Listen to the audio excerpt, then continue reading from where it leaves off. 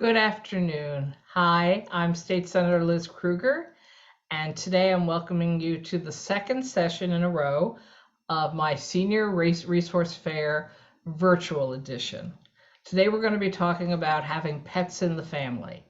For people who might not have tuned in yesterday, I guess I'll start out with some basic information about this event. So that is to remind everyone that there is closed captioning text available. If you're using Zoom, click on live transcript in the meeting controls to start viewing closed captioning. And if you're in the Facebook Live version, you'll see a setting button in the bottom right-hand corner of the video. Click closed caption CC to start viewing closed captioning. This has been a really valuable addition for people who have any kind of hearing issues. Before we get to the subject matter at hand, I have a couple of announcements I always start every event with, although they change. But one, the FDA Advisory Committee met last week to vote on recommendations for Moderna and Johnson & Johnson booster shots. Of course, we're way past everybody having their one or two original vaccines, because my district has been great about that. Thank you, everyone. But now we're talking about boosters or third shots or second shots if you've got Johnson & Johnson. So here's what the FDA is saying. On Moderna, they voted 19-0 to authorize booster shots for individuals age 65 or older, or individuals 18 to 64 who have an underlying medical condition putting them at higher risk of severe illness due to COVID, and individuals 18 to 64 if in any kind of high-risk occupation. So let's say healthcare workers, that's an obvious, and other first responders. So Moderna, let's go out and get that third booster shot. If you took Johnson & Johnson for your first-time vaccine, the FDA has also authorized 19-0 all individuals age 18 to receive a booster shot, or age 18 or older, who received a J&J vaccination to receive a booster shot 2 months after the first dose. So pretty much everybody's past the 2-month mark in my district, so be thinking about that third shot for yourself. And of course, the Pfizer third shot had already been approved. In addition, public health officials are urging everyone to get a flu shot. You can find locations where flu shots are being administered, the same ways you can find locations where COVID vaccines are being administered by calling 311, or you can text flu to 877-877 on your cell phone, or using the online COVID-19 flu vaccine finder at https://gov, and we're putting it up in the chat so you can see that as well, rather than having to rush to write down what I just said. And now we're going to move to the topic of the afternoon. Again, this is our resource fair for seniors. We used to have these in person with up to 800 people, with providers of different services and seniors, 800 of us all in this amazing space on the bottom floor of Temple Emmanuel, who hosted us for 13 years. So thank you, Temple Emmanuel. This is our second year of going virtual. We know we want to go back to in person as soon as it's safe and smart to do so, and we'll be asking Emmanuel to host us again then. But for now, we're doing 3 days in a row of specific topics for seniors. So this is our pets, our family. And I want to thank, before we've even heard the presentations, I want to thank the organizations Search and Care, PAWS, PAWS, Animal Haven, Instinct Dog Behavior and Training of the Hudson Valley for providing the wonderful presenters for today's event. And of course, Dr. Callie Harris and Jorge Bendersky for joining us today as well. I think Dr. Callie Harris all the way from Atlanta, Georgia. The magic of Zooms, you could be anywhere. You should know the event is being recorded, so anyone who RSVP'd for this afternoon's event will receive an email of a link to the video a couple of days after the session. And of course, if you want to let your friends know that they really should have watched, we'll also make that video accessible to anybody who checks in on our websites or reaches out to us. Overview of the next hour and a half, say. Today we're holding the second session, as I said, and we are particularly interested in learning more about issues for animals and their families, because what we've seen during COVID is a huge number of new people getting pets, often for the first time or for the first time in many, many years. So we've had lots of questions, and we want to make sure everybody knows how to handle the pets they've taken. They are wonderful at loving us, and we love them, but you need to know how to deal with them as well. So today we'll provide information to help you decide if getting a pet is the right answer for you. Ooh, good questions to know before you even take the leap. And if you have a pet, our presenters will share information about how to keep your pet healthy, looking good, behaving well, and cared for if you have an unexpected health emergency. To get more information about the presenters and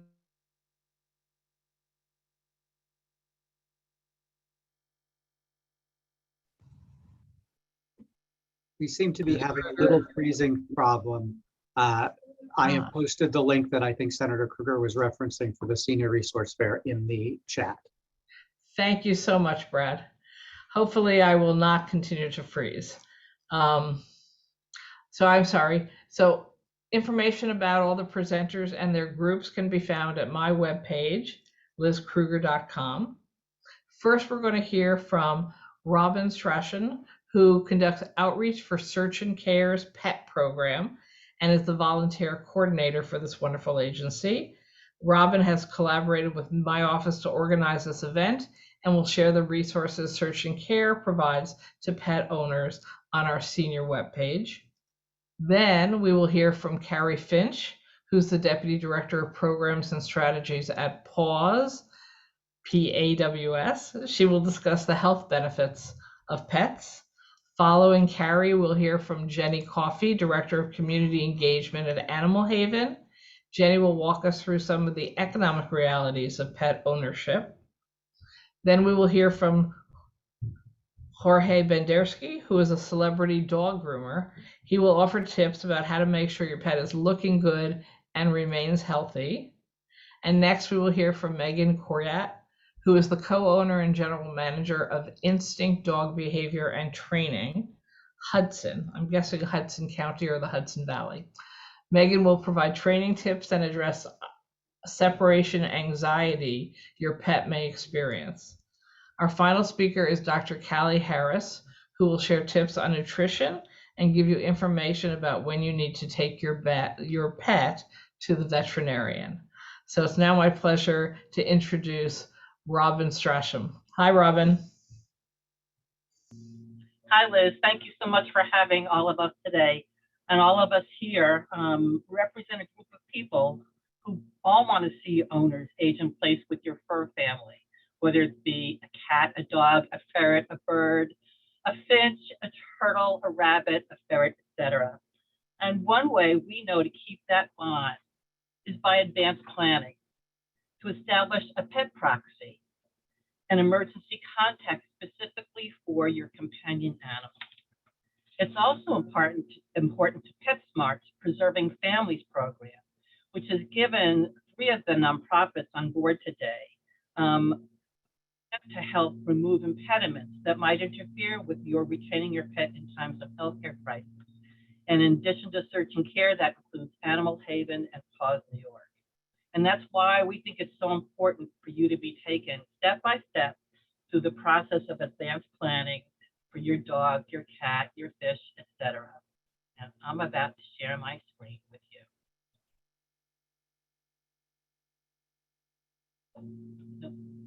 Thank you very much, Robin. Appreciate that. Our next presenter is going to be. I'm not. You're not. Yet. I'm sorry. I'm just getting started. I'm sorry. I'm so sorry. No problem. No problem. Okay. So, let's see. Okay, so we all know how important pets are, especially during the pandemic. They've become even more important to us for the continual affection that we have every time we come home to see those beautiful little faces. So most of us who are over the age of 60 will have at least thought about making advanced care plans for ourselves. So don't you think it's equally important to do that for those in your family who have no voice and depend on you? That means your companion animal. And the best time to do it is now, not when you're in a crisis, because it takes some thought. And many of you will already have an informal plan in place. It's just a matter of making it formal, and that's important, as I'm about to tell you. But who might that be? A family member, a friend, a neighbor, could even be a volunteer who visits you, who shows interest in your pet. Ask them if they'd be willing to be responsible for your pet on a short-term basis and possibly long-term. For example, it doesn't matter what age you are. If it's wintertime here in New York and you fall on the ice and God forbid you break your ankle, you probably end up in the hospital rehab for several days. So who's going to take care of your pet, if you haven't already established this short-term or long-term emergency contact for your pet? Get to the right person, it's important for you to put it in writing. Confirm that they will assume, you can spell it out, either temporary or complete ownership of your pet, depending on your ability. If you're coming home, obviously, you want it to be temporary. And here is what we like to say is the key to really making this work. Giving your proxy a set of your house keys. This happens to be Liz Krueger's set of keys. You can see her initials right there. So what's important to discuss with your pet's proxy?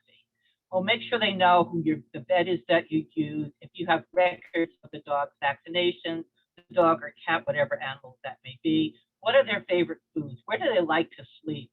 What do they like and dislike? Are they good with other animals? What would you warn somebody about? And what is your view on euthanasia? Certainly, most of us do not want to extend a pet's life if we know that it's in distress. If you'd like a wallet card, we happen to make these available at Search and Care and through our grant program at PetSmart. We'd be happy to send you one. You can contact me by phone or by email, just with your name, your address, your zip code, and your phone. And what's also important about once you've documented your plan, we suggest that you share it with building management. That way, they'll know who your contact is, who's going to have the keys coming into your house. That means you've given them permission to access your apartment in case of an emergency. It would also be important for your family members to have this.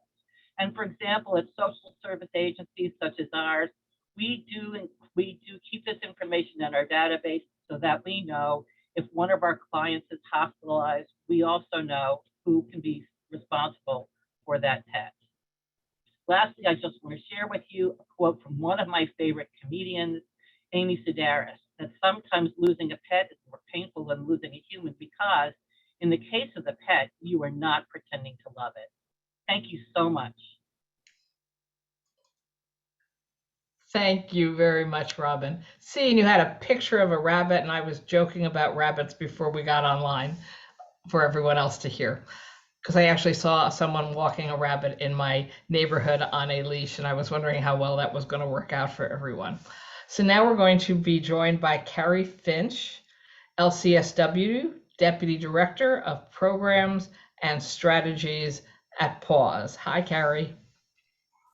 Hi, Liz. Thank you so much. And thanks to everyone for joining today. I'm going to go through some of the benefits, both physically and psychologically, of having a pet and spending time with a pet. Just real quick, PAWS New York stands for Pets Are Wonderful Support. So this is really what we believe in very strongly. Okay, so before we get into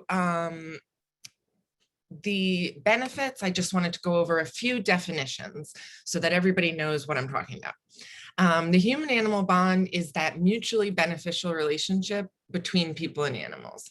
So it positively positively impacts both parties. Then there's different kinds of animals, and it seems like this can be a point of confusion. So I just wanted to quickly go over that a companion animal or a pet has no specific therapeutic purpose. Although I'll show you some of the research that shows they often provide those benefits unintentionally. Then there's a therapy animal, and these are pets that provide therapeutic support for any individual. So these are the pets that you see visiting hospitals or being utilized in animal-assisted therapy. And then there are emotional support animals. These are pets that provide relief for disability symptoms of their guardian. And then a service animal is an animal that has been trained specifically to complete tasks or do work for a person with a disability. And common examples of service animals would be seeing eye dogs or seizure alert dogs, etc. So moving on to some of that research that I mentioned, there's a ton of research emerging in this field. It's a somewhat newish field in terms of social services. So I'm just going to touch on the main benefits because I have limited time, but if anyone's interested, I've included citations at the bottom. So some of the psychological benefits that have been shown is that pet guardians are benefit from increased socialization, decreased feelings of depression and other psychological distress. And having a pet can promote resilience. So when someone faces a future negative event, they are better prepared to deal with it. Having a pet can decrease feelings of loneliness. One study specifically found that pets can stand in for someone's social support, particularly as we age and our social network naturally gets smaller. People with pets develop higher levels of empathy, decreased levels of aggression, increased levels of self-esteem. And finally, for people who are managing long-term mental health conditions, pets can be main sources of support for those individuals. Now, some of the physical benefits. We see a lot of physical benefits of interacting with a pet or pet guardianship. So we see lower cortisol levels, which is a stress hormone, lower blood pressure, and increased release of oxytocin. Oxytocin is particularly special because the release of oxytocin results in many physiological changes, including slowing your heartbeat and breathing, lowering your blood pressure, inhibiting those stress hormones, and creating an overall sense of calm. In addition, having a pet can improve your cardiovascular health, and in fact has been shown that pet guardians are less likely to have a cardiovascular event, and they can also boost your immune system. One caveat I will say is that there are some very specific situations where a pet is not recommended. So even though pets have been shown to have all of these benefits, there are very specific situations. Allergies is one that comes to mind where obviously having a pet would be more harmful than good. And just to tell you specifically about PAWS New York, because we believe so strongly in the benefits of the human-animal bond and that research I just went through, our services try to preserve that bond and keep families together. So we do this by helping individuals who are facing disabilities care for their pet. So if they're having trouble physically caring for their pet, including dog walking, litter maintenance, etc., we send volunteers in. And as Robin mentioned, we're also part of this crisis intervention program to help people facing medical emergencies take care of their pets. So that's it for me. Thank you so much. And I'll pass it back to Liz. Great. Thank you very much, Carrie. Our next presenter is Jenny Coffer, Director of Community Engagement at Animal Haven, who's going to talk to us about things to consider before getting a pet. Hi, Jenny. Hi, everybody. And thank you, Senator Krueger and your entire staff for this opportunity. My name is Jenny Coffey, and I was asked just to speak for a few minutes on the considerations you should have before getting a pet. First, getting a pet can be wonderful and amazing. And at the same time, sometimes it can be stressful, exhausting, overwhelming, and tiring. I should know, I just got myself a puppy. A lot of times people jump right in though, head first, without really thinking about the different considerations. And they get an animal that they sort of have to learn to adjust with, or it might be too much. So before you get a pet, I have just a couple of suggestions of things to think about.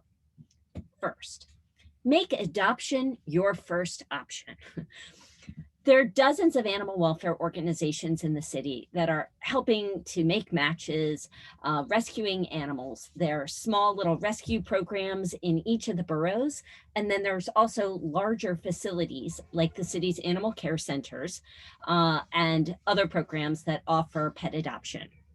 My organization is called Animal Haven, and we're a small independent animal shelter located in Lower Manhattan, and we help about 40 dogs and 40 cats at any one time. You can check us out on our webpage. It's www.animalhaven.org. So there's a lot of things logistically to consider before you bring a pet home. One is the amount of time you can designate for the dog or cat or other animal. And I'll say that a dog is going to require more time to provide care than a cat. And maybe birds and fish will require less time than a cat. So that's a good differentiation. Do you have a desire to get a lot of exercise, like walking around blocks and blocks and blocks, or are you physically limited? If you're physically limited, you might think about adopting a cat. And I have one right here. This is Thomas. Thomas is about 6 or 7 weeks old. And he's going to be available for adoption at Animal Haven, and he's totally sweet. And he's going to be great for someone who wants to be at home and not having to have to walk around the block with an animal. As Carrie mentioned, allergies and health issues can be a consideration about getting an animal. You might want to look at certain breeds where there's less dander, or animals that don't shed. Another consideration may be the size of the animal. Do you want an animal that you get to like carry around? Actually, you don't really carry around cats, but right now I do. Or do you want an animal that's going to walk around on its own? Also, another consideration would be the housing that you live in and what are their requirements. Some housing programs and buildings say that certain species are not allowed. Breeds may be limited and sizes are limited. Hold on just one second. Amina?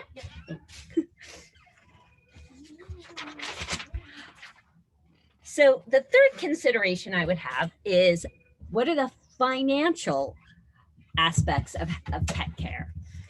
Very generally, my recommendation is to budget at least $100 a month if you're thinking about a dog or a cat. And that would include daily care like pet food and litter if it's a cat, grooming, supplies, toys and treats, basic veterinary care for vaccinations and such. And while that might seem high, it's actually not. A lot of animals will require a lot more than that. I have a dog here named Nimbus, and don't get too excited, he just got adopted. But I think a dog like Nimbus may cost a little bit more for grooming. And when I look at him, he's gonna require lots of special outfits. And so that's something that you would wanna outfit him with. So he's only here with us today, and he'll be heading off to his new home very shortly. But we do have dogs like this at Animal Haven. I'm just passing him back to his adopter. Okay. So want to cut costs? Yes, it's possible.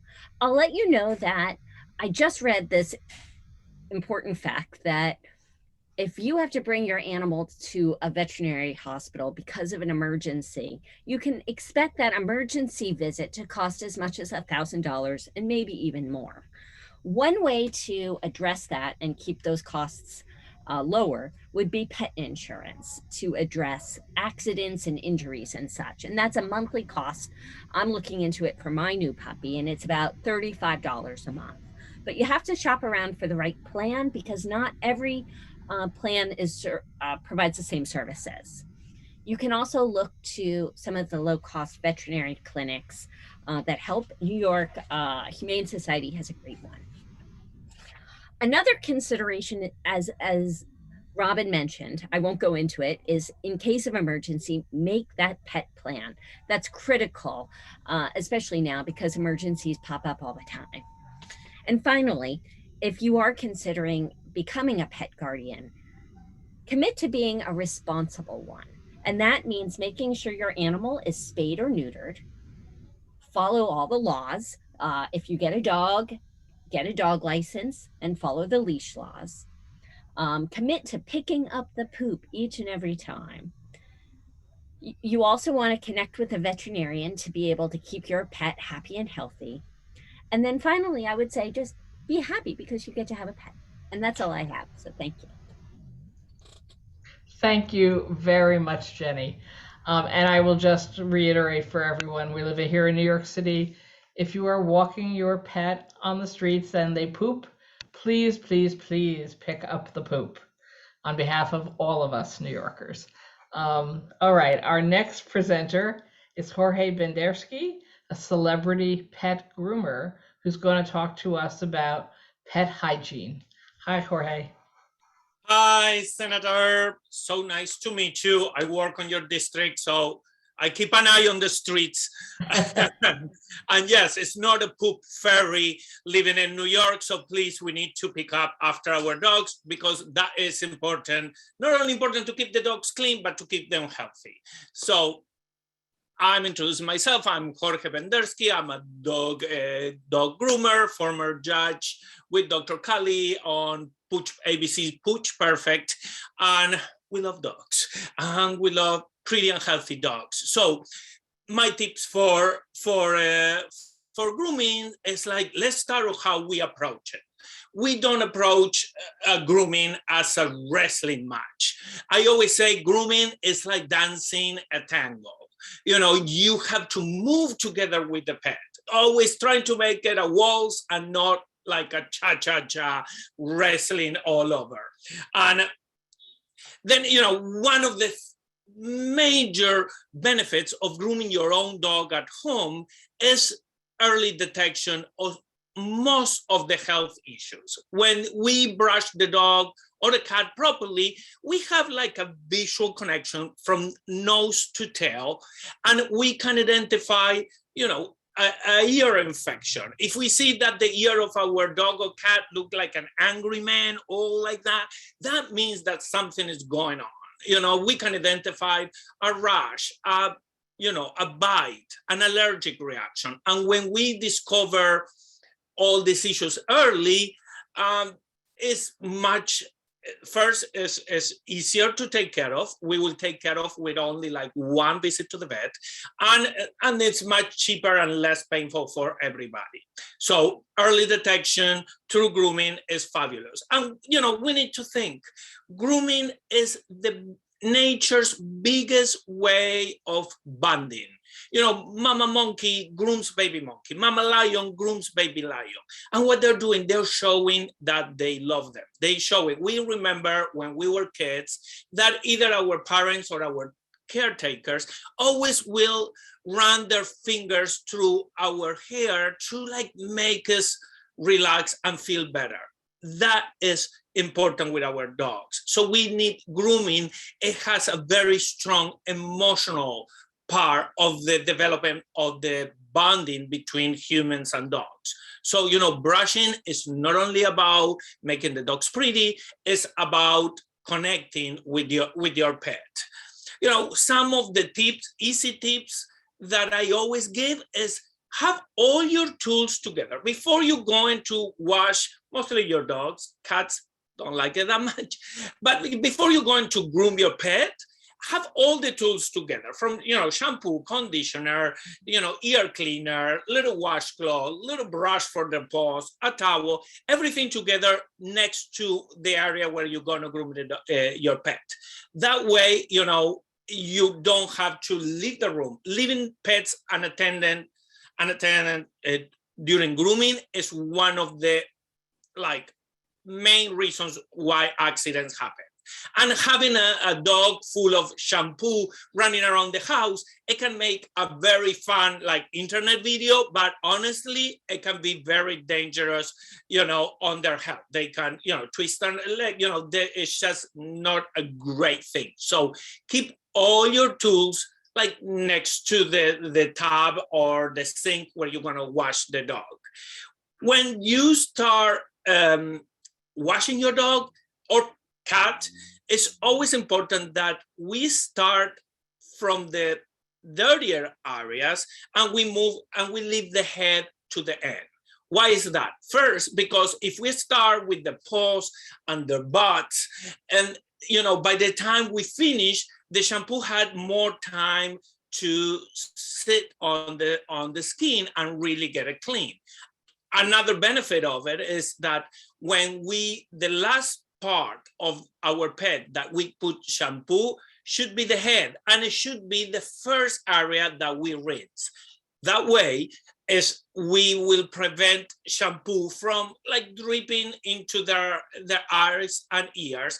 And most pet shampoos are pretty safe, but it will cause the dog to the dog or the cat to start shaking, because nobody wants water on their eyes, nose, or ears. So a way to keep them quiet, it is to leave the head to the end. Last part that you put shampoo, first area that you rinse. Another tip, if we have either older dogs or very hyper dogs, on the bottom of your tub, you should always put either a non-slippery mat that you can get at the dollar store, when we used to have dollar store, I don't know. Or you just can put a towel. Why is that? Not only is going to prevent the dog from, slippery, but the dogs and cats, they feel safer when they have something to grab on. So you will see, sometimes you put a towel. When I groom cats, they grab to a towel that you can just hang them up to dry, that they won't let go. But that will help you to keep them focusing on grabbing that, and you can work easier. Remember, if we grooming, when we applying water, keep the head tilted 45 degrees up so the water slides back. I know a lot of this is just common sense, but there are little details that it will make your life so much easier. Another tip, remember, when it comes to selecting the shampoo, the right shampoo for our pets, the worst pet shampoo still is healthier than the most expensive human shampoo in our pets. Why? Because pet shampoos are specifically designed with a pH level that will remove the dirt but won't remove the natural oils. Like our head, we try to get all that oil out. So our shampoos are much stronger and harsher, believe it or not, even if we are not rolling around, Central Park. But the pet shampoo will remove the dirt, but will leave the essential oils. So that will prevent the dogs getting itchy or the cat getting itchy and uncomfortable. So remember, always use pet shampoo. If you think that your dog have some allergy, go for the hypoallergenic shampoo. There are tons of options at the pet stores, and build a relationship either with your regular groomer and tell him to tell you what shampoo they use, or, at the pet store. That's the great thing of going to stores and not buying everything online, is that we can actually talk to professionals that they can lead us on the right way to choose the right tools or right products. Another thing,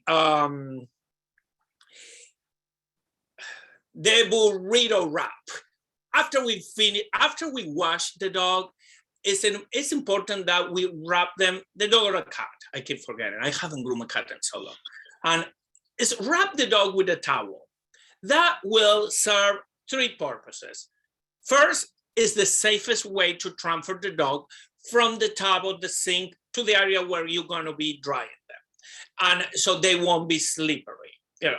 Second great reason is that we need to give the hair follicles a chance to close down. If we start drying the dog right away, it will happen like if we start drying our hair right away after we wash it, that we will just blow away all the nutrients that we're trying to lock in with the shampoo. The shampoo will open the cuticle, will pull the dirt out. So then you need to give them a few minutes to close. That way, then they won't have that like crazy fluffy hair all over. The hair will look so much nicer. And you give, more water that you absorb in the towel, it is less time that it's going to take for the drying. So it is important. And the third reason, they just look so adorable. So that's the time to snap a picture and put it on Instagram. And so that is important. Remember, a burrito wrap. Remember all your tools next to the tub when you're going to work, and turn the phone off.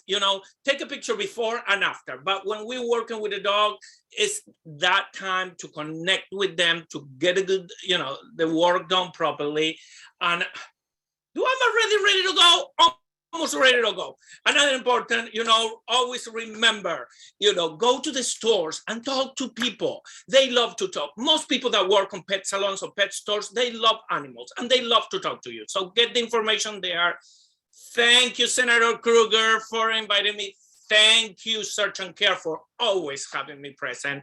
And, any questions, follow me anywhere.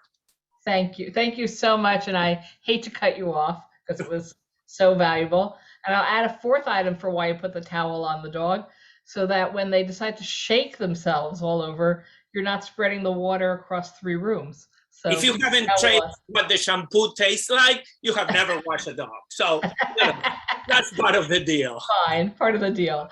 Thank you so much. All right, our next presenter. See, I told you we had so many great people today that I was going to have to be rude and cut people off. Is Megan Coriat, who's the co-owner of the Instinct Dog Behavior and Training, and she's going to talk to us about good nutrition and when you might need to call a vet for your pet.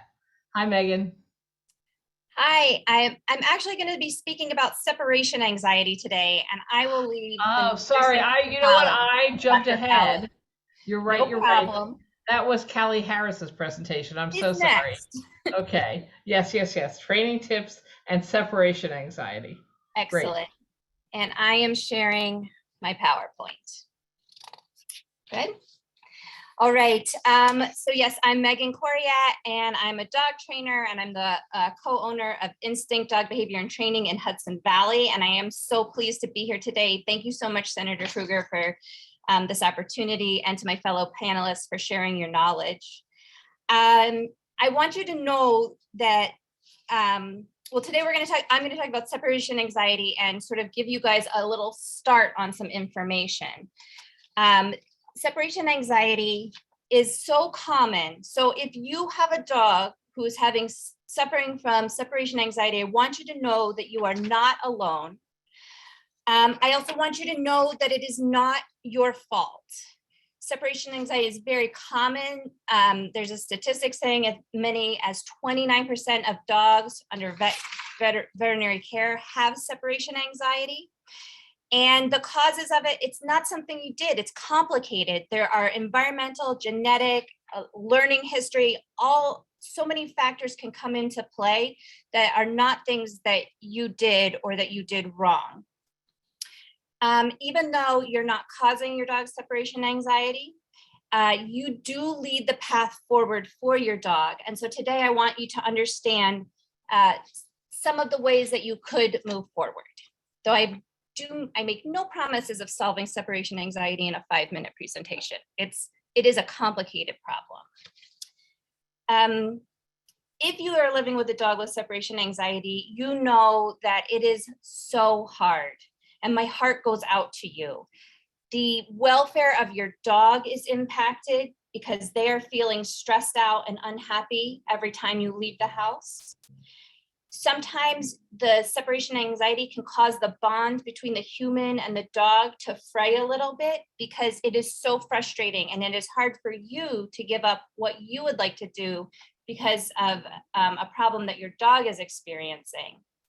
And then finally, your community might be impacted if your dog's separation anxiety is bad enough. Your community can suffer from noise, from excessive barking, and we have even worked with clients who've received eviction notices, and I know that this can be a really hard problem. Depending on the severity of your dog's separation anxiety, you might be able to move forward by yourself in implementing some of the tips I'm going to give you today.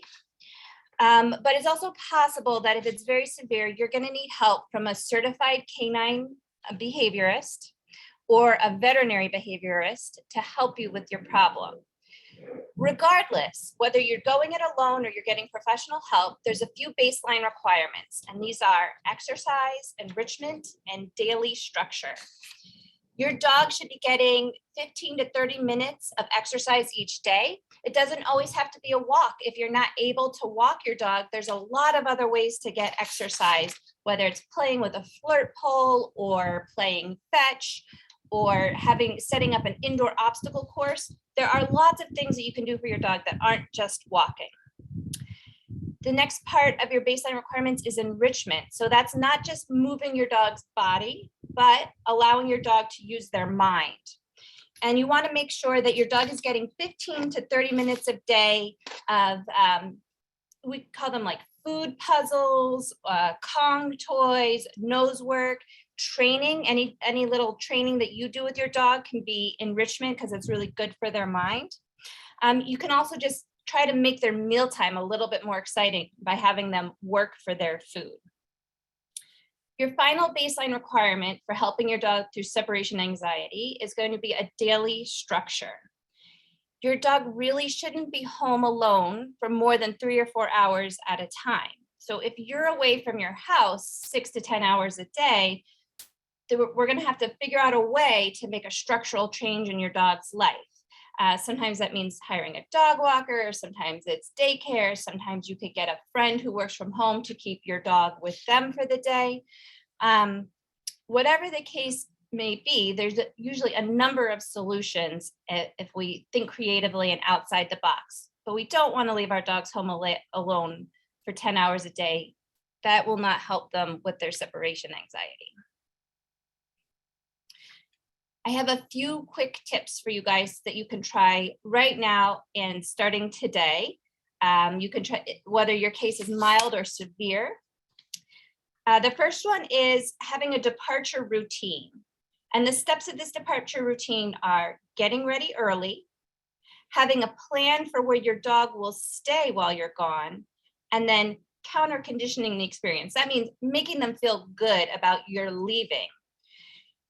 When you get ready early, your dog can get really worked up as you're getting ready to leave. The sound of the keys and you're looking for your purse and putting on the shoes, that can be very stressful. So what humans can do is do that whole thing, get the purse, get the keys, wallet, phone, sit down on the couch for 20 minutes and let your dog decompress a little bit. Then you're going to put them where they're going to stay. Some dogs do really well in a crate. Some dogs do really well in a small room. Some dogs do better in the whole run of the house. And sometimes you would just have to try it out to figure out what is best for your dog. And then finally, you've been dressed, you sat on the couch, you've put your dog in their confinement place, you leave them with something really excellent and entertaining. This is a picture of a Kong here on the screen. You can fill that up with peanut butter or cream cheese or liverwurst, something really good for your dog to work on while you're gone. My second tip is try making frequent short departures. So leaving your house 3 to 10 times a day, sometimes for a little bit longer, sometimes for a little bit shorter, but showing your dog that not every time you leave are you gone for hours and hours and hours. My third tip is try calm arrivals, and I would add to that calm departures. So when you leave, you just say bye, and you don't say, don't worry, you'll be okay. I'll be back soon. Please don't destroy the house. Don't pee on things. It's gonna be fine. Sometimes we work our dogs up when we say all those things to them. So instead, say a simple goodbye. And when you come home, give your dog a thump on the side. Hey, buddy, how's it going? And then wait 10 minutes before you do any more petting or interacting. This way, the difference between you being there and you being gone is not as stark of a difference. We're trying to make it smoother and calmer for the dog. And finally, sometimes people ask us, can I put a bark collar on my dog? I just want to stop the barking. But when we punish our dogs for feeling anxious, we actually make them feel more anxious. We can actually punish out the barking because a bark collar is painful or very unpleasant. So then the dog's not barking, but in their heart, they're still feeling scared and sad, and they might find another outlet for that behavior, including self-harm or destroying parts of your home. So what we'd really like to do is to help an overall feeling of relaxation and calmness in your dog, avoid punishment at all times, and especially around departures and arrivals. I'm sorry, I'm almost done. My That's last okay. thought is that Go ahead. behavioral medication can really help. You need to talk to your veterinarian about this. I'm not a veterinarian, but I want you to know that vet medicine has come so far for dogs. And sometimes if your dog's separation anxiety is severe enough, medication can help you break through and get to the next level to help your dog out. So those are my points. Thank you again so much for letting me speak. And I look forward to any questions in the Q&A. Thank you, Senator Krueger. Thank you very much. I'm sorry that the time slots are so small. We could listen to all of you talk for much longer in your areas. Our last speaker before we get to the Q&A is Dr. Callie Harris, a veterinarian who's going to be talking about good nutrition and when you need to call a vet. Hi, Dr. Harris. Hello, everyone, and I have shared my screen, but I would also like to start my video so we can actually see each other. So thank you so much, Senator Krueger. Thanks to all of you guys for sticking in with this presentation. I would like to say that they have saved the very best for last, but that's just not true because there have been some excellent experts that have provided so many awesome tips, and I hope to only just add to that.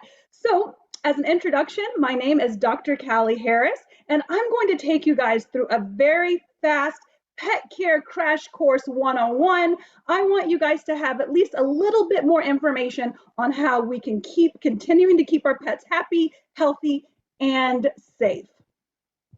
Now, a little bit of background on me. I am a veterinarian that wears a lot of different hats. I am hailing from the great state of Georgia and the amazing city of Atlanta, also known as Hotlanta for some. And my background is in emergency medicine. So I love seeing a variety of cases. I'm a little bit of an adrenaline junkie. I love, honestly, just being there for my pets and for my pet parents too in times of need. I also have a passion for nutrition. So you're going to hear me talk a little bit about nutrition before we get into what we need to do when our pets are having emergencies. Nutrition is something that all of us can agree can be a very controversial and passionate topic. So I can't wait to share some of my tips with that. I'm also considered a media vet, for some a celebrity vet. And so you guys already met Jorge Bendersky, the celebrity groomer. We worked together earlier this year and starred on a show that aired on ABC called Pooch Perfect. We were also alongside some other really awesome people, including Lisa Vanderpump. Maybe you guys know her. The three of us sat together on the judging panel for the creative grooming competition. If you had not seen Pooch Perfect, I promise you, you don't want to miss it. You should check it out on your streaming devices. So let's get right into it and let's talk nutrition first. And this is not going to go into this big, feeding philosophy, like what brand of food we should feed, or even should we feed home cooked or raw or boutique or what have you. I want you guys to just understand that our pets need to be fed complete and balanced diets to keep them happy, to keep them healthy, to not only allow them to survive, but to thrive and live with us as long as possible. And in order to do that from a nutrition standpoint, we've got to give them their requirements. And you can see here on my slide, that's going to include water, protein, fat, vitamins, minerals, and carbs. This seems so simple, but this is what our pets need. We all know that water needs to be offered to them at a very regular basis. Fresh water, preferably. Maybe some of you guys are giving distilled water or bottled water. I'm not mad at you and I'm not judging. Protein is going to be necessary, not just because of it coming from a meat source, but because it's going to provide essential amino acids. Amino acids are the building blocks of protein. So that's going to be helpful for their muscles, for their immune status, for cellular divide and cellular growth. And so protein is so much more than what meat are we giving them. Fat. Who doesn't love fat? I love fat. Number one, because it tastes good.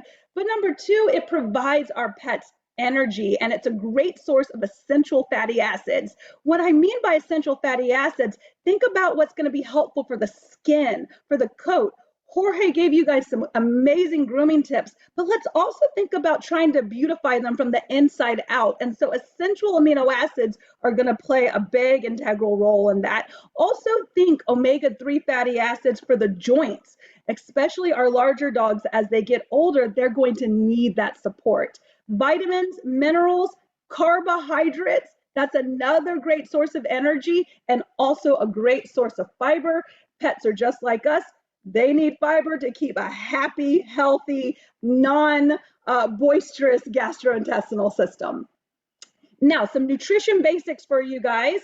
I already talked about you want nutrients to provide energy, because whether your dog or cat is a couch potato or they're running agility courses, they still need energy in order for them to continue to meet another day. We also want to make sure that they're meeting their nutrition requirements, whether that's in their growth or their senior stage, okay? What I mean by that is what food that we decide to feed our pets, it's gonna change depending on their life stage. So a puppy food may be higher in calcium and phosphorus because they're growing and we need to help shape those bones and form those teeth. That's going to be really different from a diet that may be considered for a senior pet as they start to have decline from a cognition standpoint, also known as like doggy or cat dementia. We want to make sure that whatever we're feeding them is going to provide nutrients that's going to support them in their life stage. We also want to make sure that our nutrition is tailored and targeted for your specific pet. What I mean by that is if your pet is a little fluffy, we may not want to give them a diet that is super high in fat. And then on the other side of things, if you are trying to build muscle or put a little bit more weight on, then you do want to look at a diet that's going to be supportive of that. Last but certainly not least, you want to make sure that that diet tastes good, because Jorge also mentioned that grooming is a bonding experience, so is feeding. Now, a question that I get asked in my exam room, do ingredients matter? And what I want you guys to take away, if you don't take anything else away from this nutrition talk, is that pets need nutrients, not ingredients. The first thing that my pet parents like to do is bring in a bag of food, flip it over, look for the ingredients and make sure that the first ingredient is meat, that the second ingredient doesn't contain corn, that the third ingredient has magical fairy dust in it. Here's the truth of the matter. Ingredients are selected by their nutrient content. Are they going to be able to provide the protein, the fat, the carbs? How well they taste? Are they palatable? Digestibility. You want to make sure that your pet can take those nutrients, break it down, utilize it effectively, and then get rid of it very minimally in their waste. And then some of it is going to be selected on pet parent preference. At the end of the day, before we segue into emergencies, pets, they really don't care what we feed them as long as it tastes good. I think a lot of us get really in tuned and kind of precious about the brands of food or the types of diets. Just give your pet a food that's going to be complete and balanced, that they're going to eat, and that's going to help them not just survive, but thrive. Now, Let's move on to emergencies very quickly because I mentioned before, that is my clinical background. I love seeing emergency cases and helping families in need.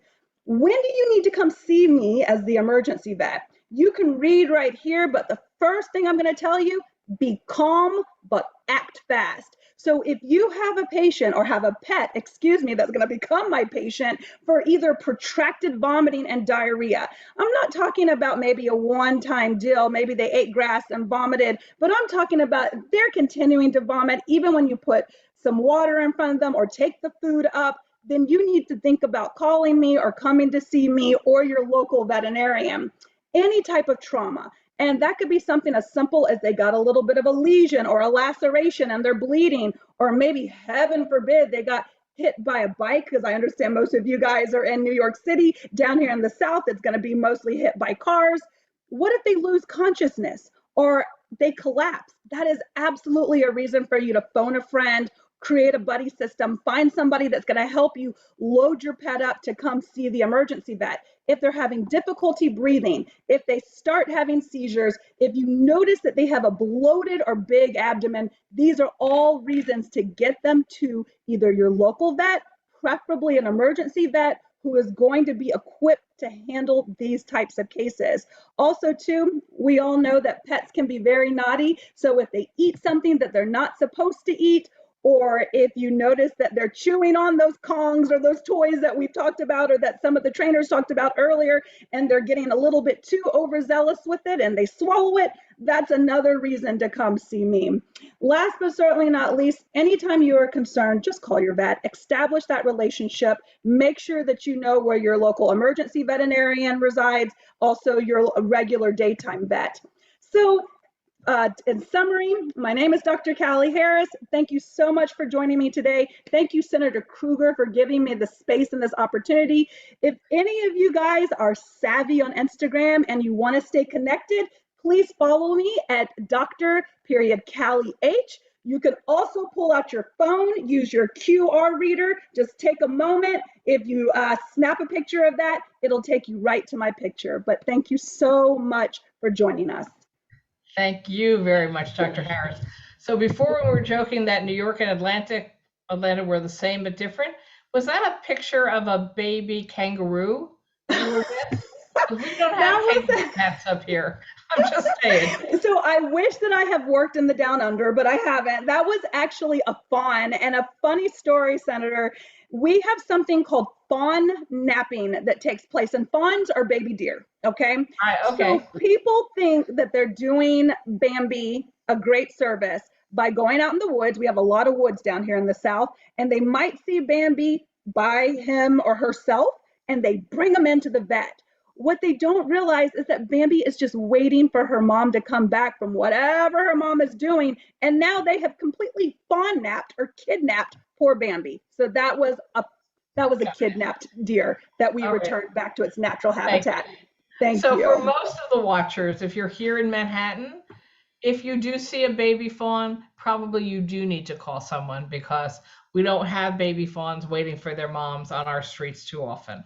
Though you never know, you can see anything in New York City. All right, with that, I'm going to jump to the Q&A section, and everybody can turn on their cameras and their microphones. And some of the questions are a little more obvious as to who they are for. So I think the first question I'm seeing on my chat is clearly for Jorge. Do cats need to be bathed? And should I use a cat shampoo occasionally on them? I don't like it. I know they groom themselves, but my older cat seems to need more help. What about cats, Jorge? Every pet has to be groomed depending on their conditions. Most cats, they are very good at keeping themselves clean, but sometimes if you have a cat that is a little older or a little overweight, they can't reach certain areas. So, it is important that we help them out. You don't really need to give them too many baths, but you should always use like a washcloth and spray them with water and brush them over. That usually is enough for them. But, once in a while, they might need to go and visit the vet. Thank you. The groomer. All right. Does anybody know if there's better or worse health insurance for pets that are available. And one person's specific question was that if you adopted a pet, it may have suffered from abuse and neglect before you adopted it, and it could have problems that sometimes are being defined as pre-existing conditions and aren't covered by pet health insurance. Now, I know that this was a problem in people health insurance until we changed the law that health insurance companies have to treat pre-existing conditions, but I must admit I don't know anything about the rules of pet health insurance. I can just touch on that a little bit because I am in search of a good pet insurance right now for my new puppy. First, sometimes the place where you adopt an animal from will have a connection with a health and pet insurance company, and they offer like 30 days free. So that's one way to try out pet insurance. And then the way I'm doing it is I'm just looking up getting an overview of what exists and how much they cost online, and speaking with my vet about what are the easiest, what's the easiest plan to work through within that veterinary office. That's my recommendation. I'm not yet ready to say one particular one, although in New York City, the ASPCA pet insurance is very popular, as is Pet Plan. Thank you. And Dr. Callie, what just sorry, I'm going to finish up because I realize you're a veterinarian. Is there anyone that you prefer? I was wondering if someone was going to ask me that. And I think, Jenny, you hit it right on the head as far as following up with your local veterinarian. Vets are going to have their own experiences, whether they're good or bad, with different insurance companies.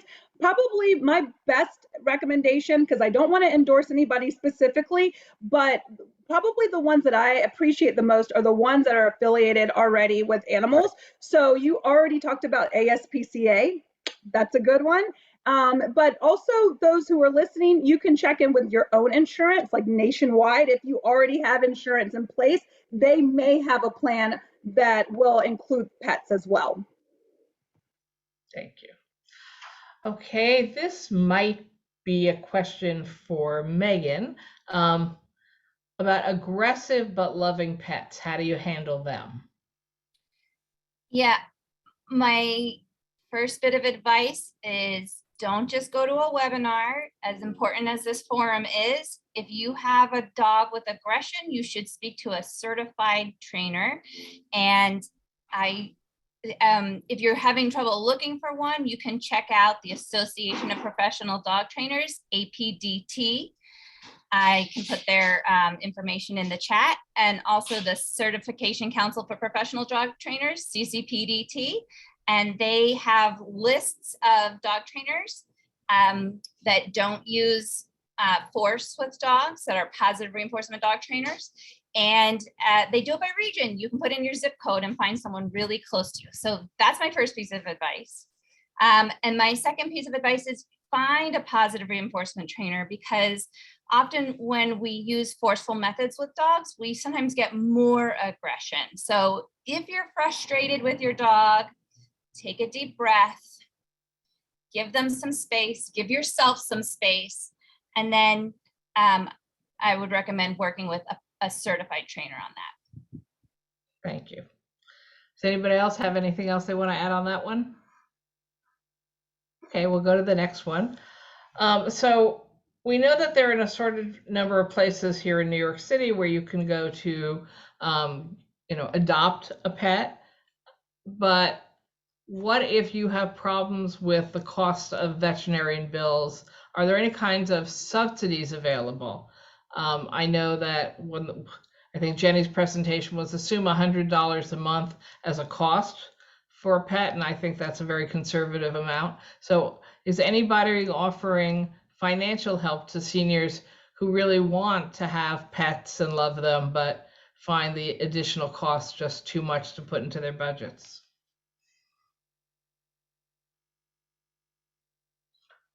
Robin, did you have your hand up? Liz, yes, most of our clients are at or below federal poverty level. So we attract funders that give us funds to help underwrite vet costs and food bills. But it's not meant to be on an ongoing basis. I really want people who feel that they cannot afford the responsibility of pet ownership, please think twice about it, because it is your responsibility. We're happy to help in case of an emergency. Certainly during the pandemic, all of us know people who were not able to get out to buy food because we deal with older people, many of whom are homebound, and we're happy to help bring food in during those times, but not really on an ongoing basis. Thank you. I think that's very important for us to remember that, you know, there's an enormous responsibility from taking on a pet, including financial responsibility. So if you love dogs, but it's just not going to be in your budget. So I'm a big fan of taking strolls through Carl Schurz Park, which is not too far from where I live, and just playing with other people's dogs, because everybody out there seems to have dogs with them. They're taking them to the dog runs, or they're sitting along the walkway looking out over the river with their dogs. And you can have a lot of really good dog time by going to one of your local parks, even if it's not realistic for you to be able to afford to have the dog. And of course, also, since we have apartment living here for pretty much everyone, some buildings don't even allow dogs. So you might love dogs, but that's not realistic for where you live. But it doesn't mean you don't have an opportunity to go out into the parks and chat with and play with other people's dogs, who are often very happy about someone else wanting to pay their dog attention for a couple of minutes at a time. So thank you, because that is a challenge. I actually had a cat that I needed to give up when I was getting married because my husband was very allergic. And I ended up making a deal with an older woman who really wanted a second cat but couldn't afford it, that I would pay all of the cat bills for her first cat and my cat if she adopted my cat. And that was the arrangement we made, and everybody was very happy with it. And I ended up marrying my husband, so I guess it was worthwhile. That was 32 years ago now. We'll check back in after a few more years, we'll see. Maybe 31 years of marriage, I have to be careful. Okay. What do you do if you, I guess this is a question for the veterinarian, although others might have different views. So you've had an older, quieter dog who's 21 years old. They're about 99% blind. They're having trouble walking and many other health problems. They suddenly start to bark a lot, and you can't figure out what's going on with them. What does this all mean, Dr. Harris? Oh man, I have a lot to say with very limited time on that matter because I love senior pets, but I will start off by saying that 21, wow, that's amazing. So kudos to you and congratulations to whomever you are as the pet parent to have given such amazing care for your pet to live to be 21. But the second part of this is I mentioned very briefly in my conversation about doggy dementia, also known as cognitive dysfunction syndrome. This is something that impacts our senior pets, our senior dogs specifically, at an alarming rate. And the good news about this is that our pets are living longer, so that's great. But the downside is that we're having this larger population of pets that are walking around with these cognitive decline signs.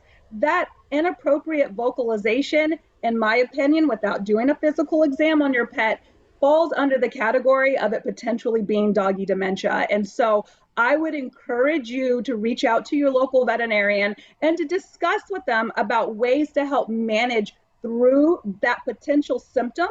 It could be anxiety related because it's losing its faculties. It could be the age related changes because of the cognitive decline. So there are medications, there are training opportunities, there's nutritional interventions that may be able to support you and your pet through that. Thank you. So I'm going to jump in with a follow-up question because I know it's a hard one from having had pets. How do you know when it's time for your dog,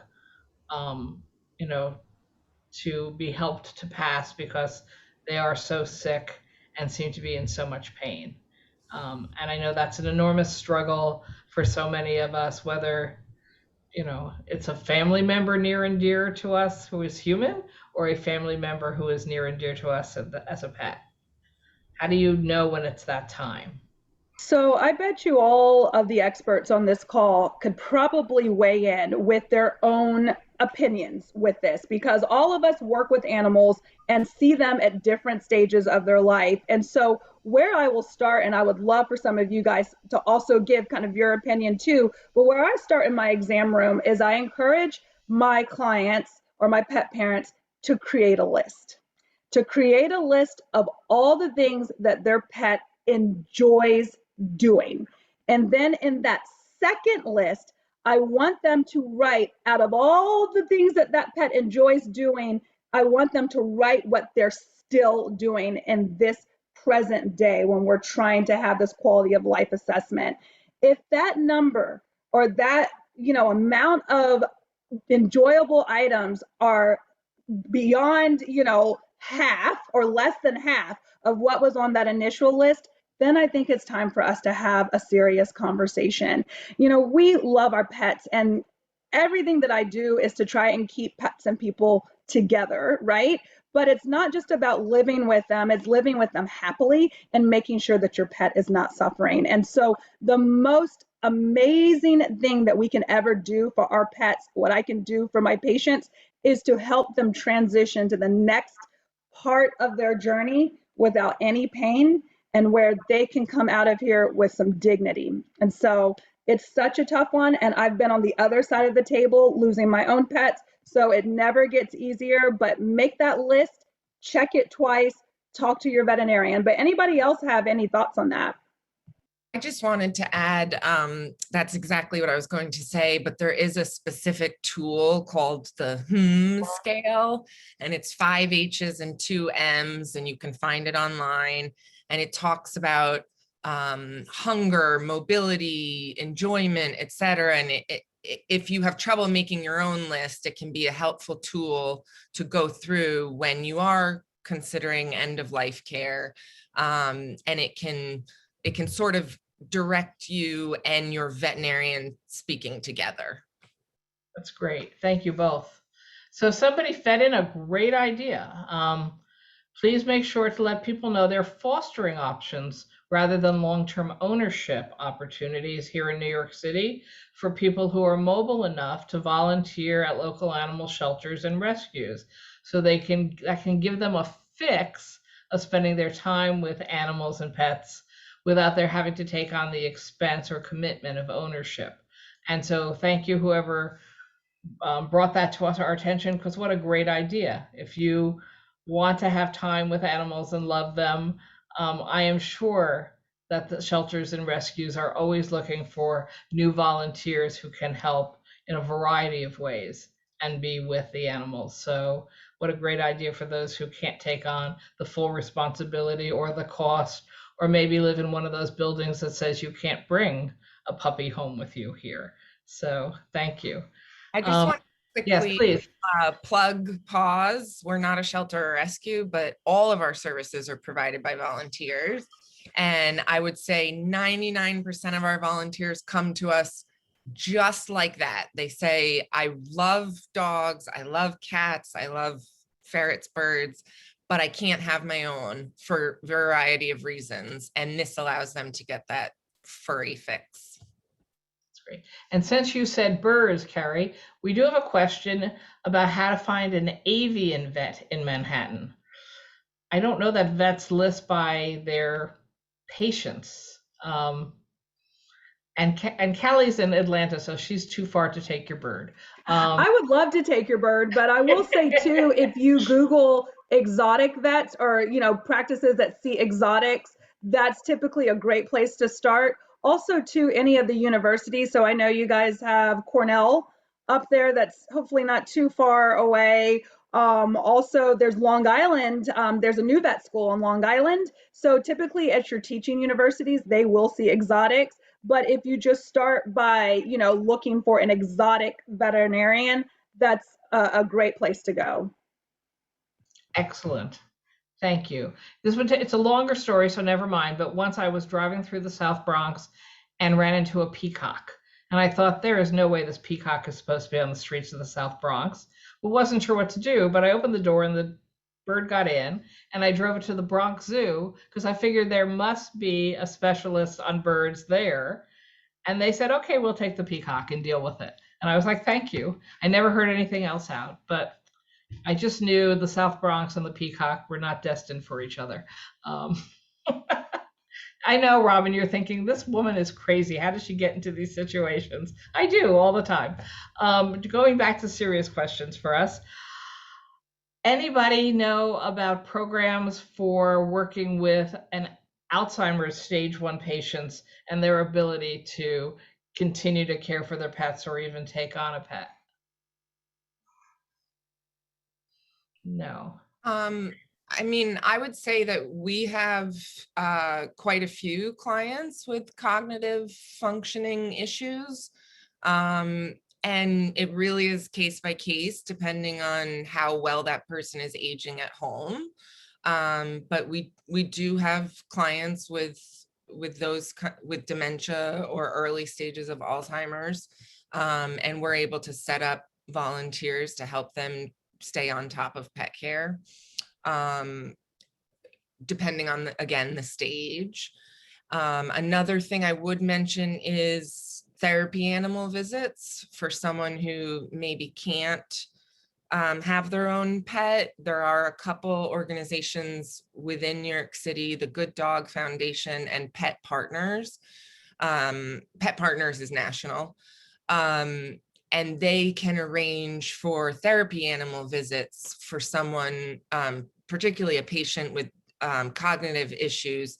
That's therapy animal visits are extremely beneficial. So that might be something they want to look into. Great, thank you.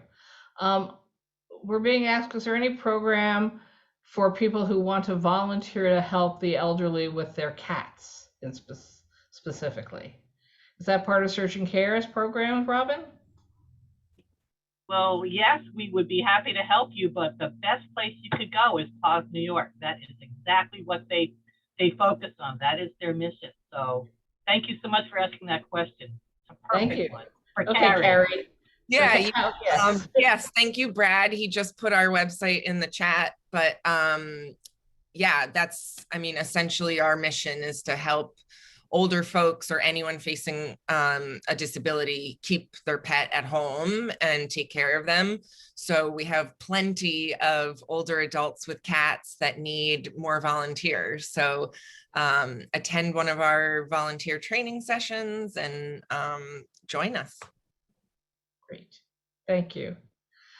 Actually, I'm not sure whose question it is, maybe Jorge's. So in my district, there are a variety of places that seem to sort of be pet daycare and grooming facilities, where people come and leave their dogs. Usually, I guess it's their dogs for, you know, the day, and I guess they do group dog walks and also grooming. Is there any reason people shouldn't consider this an option? Or is it a good option for pets? What do you think, Jorge? Oh, you're muted. You have to take your mute off.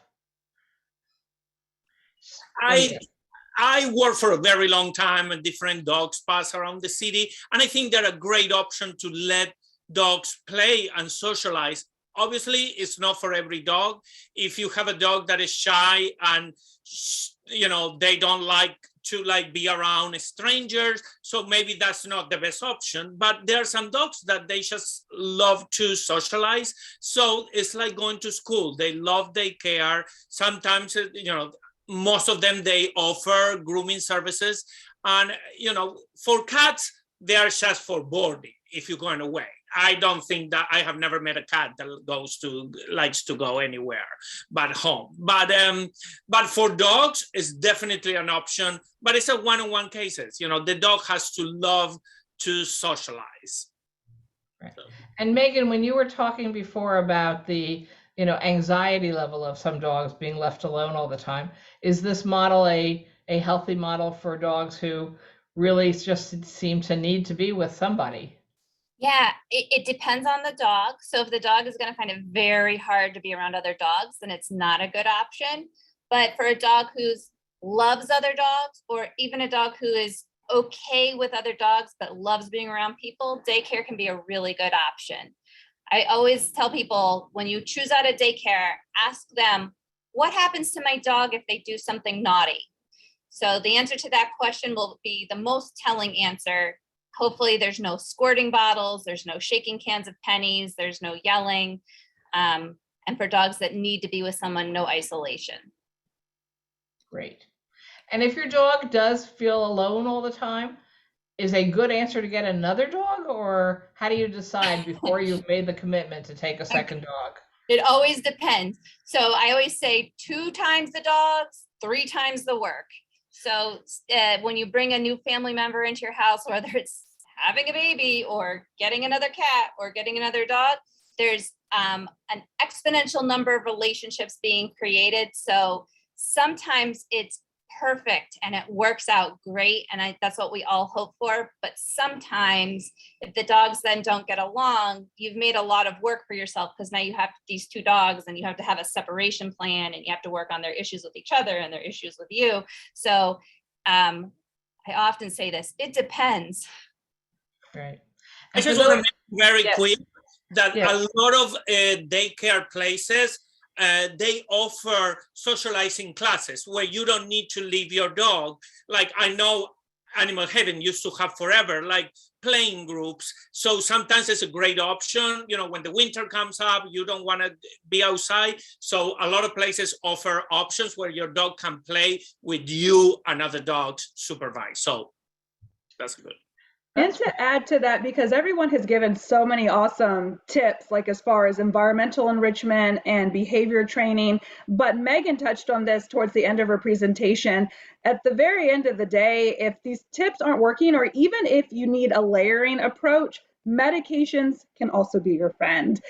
It doesn't have to be the first thing that you reach for, but it certainly can be something to add into your arsenal. And so a lot of my patients, they have separation anxiety that requires positive enrichment, positive reinforcement, behavioral modification, and then also medical intervention. And so don't be afraid to touch base with your vet to see whether it's a supplement. So it doesn't have to be anything hardcore, a supplement, like there's a probiotic out there called Calming Care that can help reduce anxiety symptoms in canines and felines, or it may be a pill or a drug that they're taking to help support them through this. Got it. Thank you. All right, we have time for just one more question. Somebody just typed in about thoughts on retail pet stores and getting, the kind that have puppies in the windows, and whether those are good places to get pets, and how would you tell? I know I support a bill that would actually outlaw using that kind of store in New York, because statistically too often we're finding it's puppy mill arrangements as opposed to healthy dogs that are coming from, healthy breeding environments. But I don't know if I have a universal opinion that everyone agrees with or not. So from the animal shelter world, we do believe that the pet store should close down. They are importing animals from situations where they may not be breeded in a particularly positive way, and the result is that they may be cute, but they often are pretty unhealthy. So I know that a number of pet stores have closed down in recent years, and the goal, of course, is to continue making sure that happens. So I advocate for that. I join you, Senator Krueger, with that mission. How about everybody else? I always say that, adoption you should look at adoption as a first option, but it's not for everybody. So if you decide that you want to get a puppy and you need to go to the AKC and go for a breeder's referral and try to get a reputable breeder, because we do need to end the puppy mills. But one of the reasons sometimes is some people want a puppy and they're hard to get. So, but I believe that we need to look for responsible breeders if we decide to buy a dog, but the first option should always be adopting as a groomer who have volunteered for years on different shelters, it's like you can always find the perfect puppy that for some reason ended up there. So don't discard it, and you know, go take a look and then, you know, analyze your options. But I'm all about having a non-kill New York State. Yeah, I would add on to that. I'm so sorry. I would add on to my friend Jorge with that, because it's a little bit of a balancing act from a medical standpoint too. Obviously, I passionately support pet adoption. All three, now two of my dogs, I just lost one of my dogs a few weeks ago, but all three are rescues, you know, that came from various scenarios. But then there's also, to Jorge's point, the promotion and support and perseverance of reputable breeding. And so where the balancing act comes in is, let's all bind together, because those pet stores tend to have puppies that come from very unhealthy scenarios. And when you are looking at trying to prevent large medical bills, then the worst thing you could do is get a pet that's already going to be destined to be sick. And so I would almost have you look at it that way from a medical standpoint. And then what happens too is that people feel bad for the puppies in the window, right? Because if we say, don't get the puppies from the pet store, then what happens to these puppies? It's a chain reaction, guys. The more we come together and look for reputable breeding and adoption and ways to support this, then those stores will become obsolete and there won't be any more cute puppies in the windows that we feel bad for. Really good point. Supply and demand. Thank you. I want to thank all of my presenters today: Robin, Carrie, Jenny, Jorge, Megan, and Callie. What a great group of people we brought together today. So thank you for your expertise and willingness to give us your time. And tomorrow we're going to be holding the final session of our Senior Resource Fair from 2 to 3:30. We'll hear from organizations covering the arts, continuing education, and technology to help you access information online, since we're all learning to live our lives online. I'm also wanted to let you know that, again, my Senior Resource Guide has been updated for 21-22, and it's available online at my website. And you'll find expanded selections of resources on aging in place, healthcare, food benefits and assistance, transportation, and many other topics. And so you can view or download the Senior Resource Guide on the web page address found in the chat. But if you want a hard copy, we're still printing those out. You can click on the link in the chat to fill out the form to submit to my office, and we will send you a hard copy of the Senior Resource Guide. Or of course, you can always just call my office, 212-490-9535. Again, thank you all for participating. Thank you to my wonderful guests.